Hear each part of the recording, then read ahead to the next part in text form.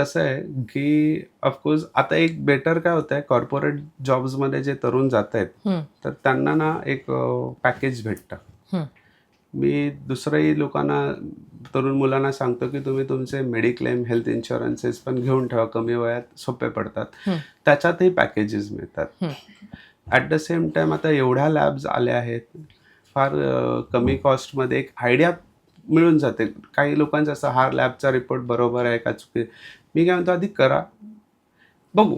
आपल्याला वाटलं मग व्यवस्थित कुठनं करायचं करू. ॲटलीस्ट तुम्ही करा, तर सुरुवात तर करा. तुम्ही टेस्ट केल्याशिवाय तुम्हाला कळणार नाही. हल्ली पॅकेजेस एवढे छान बनवलेले आहेत लॅब्सनी, हं. की त्याच्यामध्ये तुमचं बेसिक जे आपल्याला लागतं, की LFT, liver profile, creatinine, RFT, CBC, हिमोग्लोबिनसाठी, iron, thyroid, fasting, post lunch, HbA1c, lipid profile आणि व्हिटॅमिन D, B12, हे जे 15 ते 20 चाचण्या ज्या आहेत ना, त्याच्यात बऱ्यापैकी आयडिया मिळून जाते. दुसरी गोष्ट, प्रिकॉशन म्हणून काय करायचं, जसं तुमचा प्रश्न होता, की मला माहिती आहे माझी लाईफस्टाईल चुकीची आहे, तर पहिली ती सुधारायची आणि ती सुधारू शकता. कसं होऊन जातं, जेव्हा तुम्ही त्याला टार्गेट नाही ठेवत ना, म्हणजे माझं टार्गेट आहे की मला 10 किलो कमी करायचं आहे, तर मी 8 किलो कमी केल्यावर लूज होऊन जाईल किंवा 2 किलोच कमी झालं तर मी ते लाईफस्टाईल सोडून देईन. मी पेशंट्सना काय सांगतो ना, तुम्ही, तुमचं शरीर आहे, तुम्हाला 70-80 वर्ष त्याला वापरायचं आहे. एक मोबाईल तुम्ही घेता, 5 वर्ष वापरणार असता, पण ₹1,00,000 दिल्यावर त्याला जपता, त्याच्यावर कव्हर लावता, त्याला स्क्रॅच कार्ड वगैरे लावता. एखादा लॅपटॉप घेतला तर 6 महिने तुम्ही भावाला सुद्धा वापरायला देत नाही. मग तुम्ही शरीराचे हाल का करता, जे सगळ्यात जास्त वर्ष तुमच्यासोबत राहणार आहे? बरोबर. तर तुम्ही लाईफस्टाईल सुधारावा. लाईफस्टाईल सुधारवण्यासाठी तुम्हाला काही एफर्ट्स नाही लागत. प्रत्येकाला 15 वर्षाच्या वरील व्यक्तींना, म्हणजे आता तर 10 वर्षापासूनच शाळेतही शिकवलं जातं, की good food, junk food, chart पेपरवर मुलं बनवून घेऊन जातात प्रायमरी स्कूलमध्ये. हे तुम्हाला सेकंडरी स्कूलपासून माहिती आहे, की वडा हेल्दी नाही आहे, समोसा हेल्दी नाही आहे. बरोबर. तुम्ही त्याला तुमचं रेग्युलर मील का करताय? स्नॅक्सला मला काही भेटत नाही म्हणून मी खातो. का नाही भेटत? रवा इडली घे, ओट्स घे, मसाला ओट्सचे रेडी पाकिटं येतात. बेसन चिला, मूग डाळ चिरा, काहीच नाही. तुम्ही बॅचलर आहात, तुम्ही चणे उकडा. हे भिजवलेले चणे कुठेही भेटतात. सकाळी घेऊन या, रात्री घेऊन या, सकाळी उकडा, तव्यावर टाका, 1-2 चमचे तूप, त्याला रोस्ट करा, थोडासा मसाला, मीठ, डाळिंबाचे दाणे, काकडी, गाजर, टमाटर, 15 मिनिटामध्ये झाला तुमचा ब्रेकफास्ट रेडी. जे नॉनव्हेज खातायत, एग व्हाईट ऑमलेट करा. किती वेळ लागतोय? तुम्ही जर ऑफिसला जाता जाता एखादा बर्गर उचलून कुठून घेऊन जाताय, तर मग तुम्ही नाही एक्सपेक्ट करू शकत, तुम्ही हा आजारांपासून लांब राहाल. थोडीशी मेहनत घ्यावी लागते, पण ती मेहनत आहे ना, टार्गेट ओरिएंटेड नाही ठेवायची आहे, की माझी शुगर कमी होऊ दे किंवा माझं वजन कमी होऊ दे. टार्गेट नका ठेवू. ही लाईफस्टाईल आहे. आपण अंघोळ ह्याच्यासाठी करतो का, की आपल्या अंगाला वास येतोय? आपण ब्रश ह्याच्यासाठी करतो का, की मला माझे दात कोणतरी आज बघणार आहे?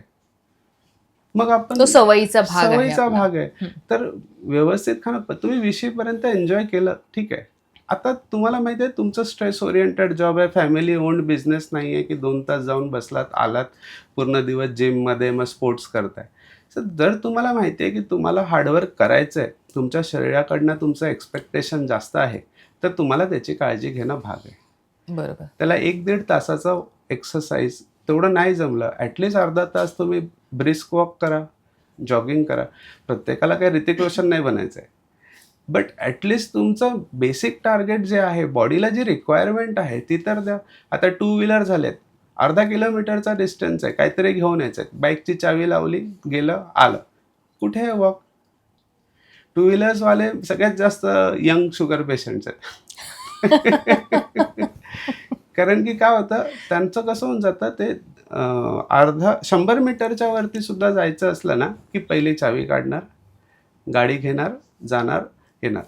वॉकला जायला गार्डनला गाडी घेऊन जाणार, पार्किंग नाही भेटली की रिटर्न येणार. जिमलाही आपण गाडीनेच जातो.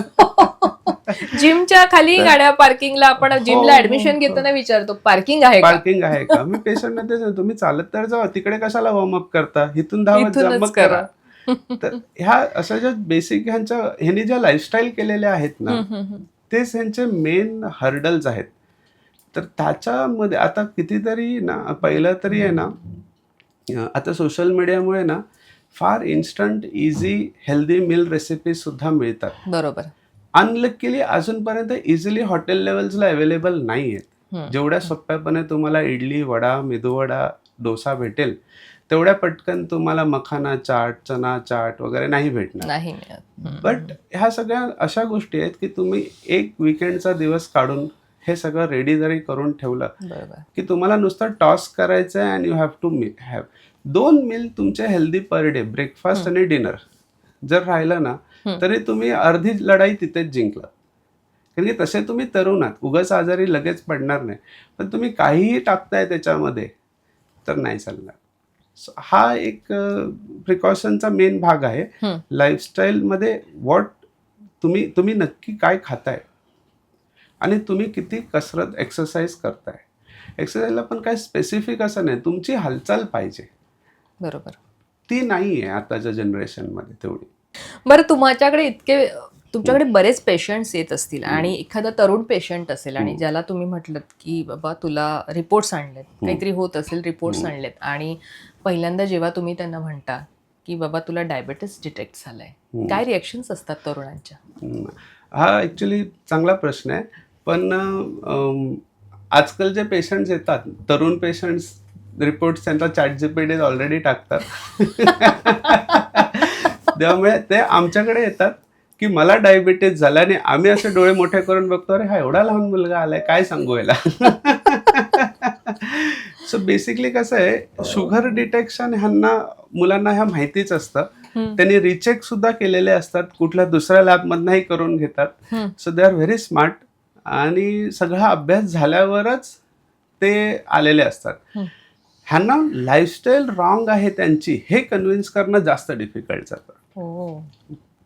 टू सम एक्सटेंट ना ते एखाद पिल खायलाही तसे रेडी असतात. कारण की ॲज आय टोल्ड यू ना, की त्यांनी ऑलरेडी अभ्यास केलेला असतो, त्याने वाचून आलेलं असतं. गाईडलाईन प्रमाणे कसं HbA1c 9च्या वरती इन्सुलिन द्या, हे ऑलरेडी 10 HbA1c घेऊन आलेत. ह्यांना आम्ही जरी म्हटलं ना आपण गोव्यांवर ट्राय करूया तरी ते खुश होतात.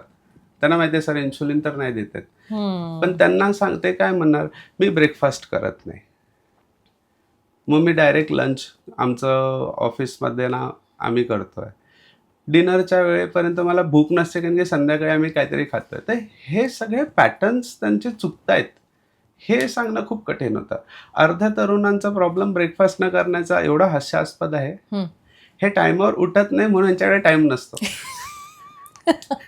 ब्रेकफास्टचा वेळ झोपेत गेलेला असतो, त्यामुळे आता निघायचं असतं ऑफिसला. तसं त्यांचं म्हणजे मी आधी विचार करतो काय बाबा इंटरमिटंट फास्टिंग करतोय की काय करतोय.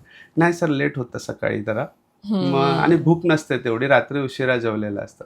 त्यांना हे सगळं चुकतंय आणि हे चुकतंय हे त्यांना कळत असतं, पण हे करेक्ट होऊ शकतं ना ही मान्यता नसते.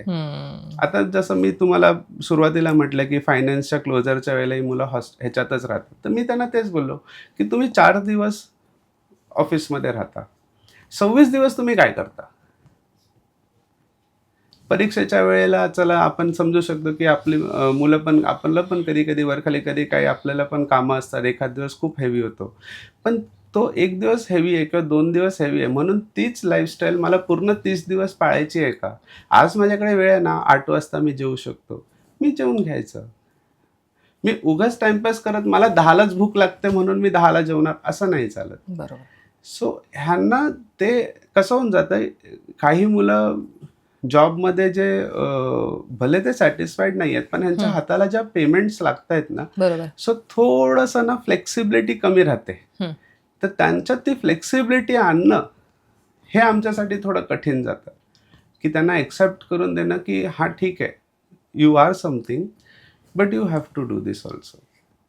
तर ते जेव्हा त्यांना समजतं ना, एक आहे मी एक बघितलं, जेवढे पेशंट्स रिजिड आहेत ना त्यांना एकदा ब्रेकडाऊन केलं ना तर दे आर द वन जे सगळ्यात बेस्ट रिझल्ट्स परत आणून देतात. कारण की त्यांच्यात ऑलरेडी तो रिजिडिटी आणि ऑथॉरिटिव्हनेस असतो ना, सो त्याला फक्त अलाईन केलं ना व्यवस्थित की ते ऐकून घेतात की हां ठीक आहे, मग मी हे असं करून बघतो and they come with the good results. Best एक पार्ट काय आहे, बेस्ट नाहीच आहे ॲक्च्युली, म्हणजे कसं यंग पेशंट्समध्ये असे रिपोर्ट नाहीच आले पाहिजेत, पण जर कोणाचे येत आहेत ना तर ह्यांना ना व्यवस्थित समजावून त्यांना आपण व्यवस्थितरित्या त्यांच्या सगळ्या प्रश्नाची उत्तरं दिली आणि त्यांना ते तेवढ्या लेवलला सॅटिस्फाय झाले फॉर ऑल द आन्सर्स की ते चेंजेस करतात.